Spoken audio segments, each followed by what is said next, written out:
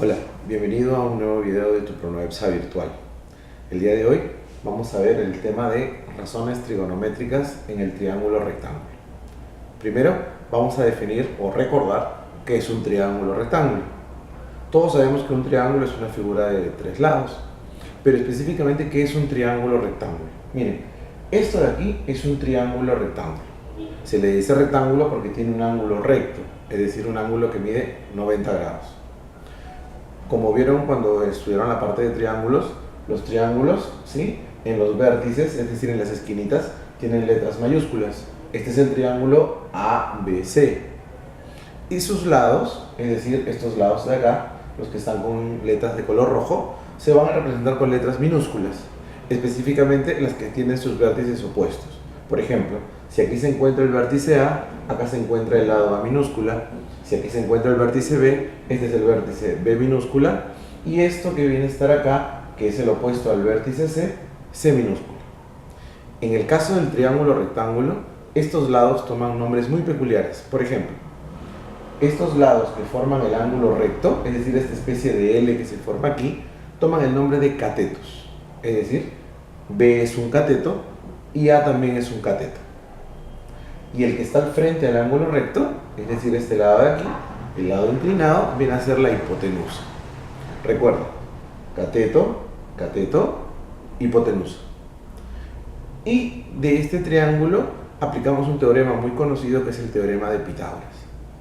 Pitágoras, como ustedes saben, fue un matemático y justamente nos dejó un teorema que es muy importante en el triángulo rectángulo, que dice así: la hipotenusa elevada al cuadrado es igual a la suma de estos catetos elevados al cuadrado. Recuérdalo muy bien. La hipotenusa al cuadrado es igual a la suma de estos catetos elevados al cuadrado. Recuerda que el orden en el que suman los catetos no va a influir en tu resultado, pero sí recuerda que tienes que empezar. Hipotenusa al cuadrado es igual a la suma de los catetos elevados al cuadrado. No te olvides eso. Y de este triangulito, justamente, se basa todo el estudio de la trigonometría y vamos a empezar con justamente las razones trigonométricas. Aquí tengo las 6 razones trigonométricas que muchos de ustedes ya la deben conocer, que son el seno, el coseno, la tangente, la cotangente, la secante y la cosecante. Esas 6 razones trigonométricas las sacamos de este triangulito rectángulo y las obtenemos relacionando dos de los lados de ese triángulo rectángulo. Es decir, vamos a relacionar sus catetos con la hipotenusa. Pero ahora esos catetos van a tomar un nombre muy peculiar: cateto opuesto y cateto adyacente. ¿Qué es un cateto opuesto? El que está al frente del ángulo. Recuerda bien, cateto opuesto, el que está al frente del ángulo. Y cateto adyacente es el que está al costado del ángulo. ¿Sí? A ver, vamos a ver. Si este es el ángulo con el que voy a trabajar, miren el vértice B, el que está al frente, es decir, este de aquí, sería su cateto opuesto. Repito, si voy a trabajar con este vértice de aquí, el que está al frente, es decir, este lado que está acá, es su cateto opuesto. En cambio, este que está a su costado viene a ser el cateto adyacente. ¿Sí? Y este que está aquí inclinado, como lo dijimos en el teorema de Pitágoras, este que está aquí inclinado es la hipotenusa. Yo te recomiendo que siempre en el triángulo rectángulo ubiques primero la hipotenusa y la vas a ubicar fácilmente porque es el que está al frente del ángulo recto. ¿Sí? Ahora, eso es si trabajamos con este lado, cateto opuesto, cateto adyacente. Pero si yo trabajo con el otro lado de acá, con el otro ángulo, perdón, este que está aquí al frente, este de aquí, sería el cateto opuesto. Y este que está al costado sería su cateto adyacente. ¿Te has dado cuenta que cambian el nombre de los catetos cuando tú cambias de ángulo? Pero la que nunca va a cambiar es la hipotenusa. Recuérdalo también muy bien.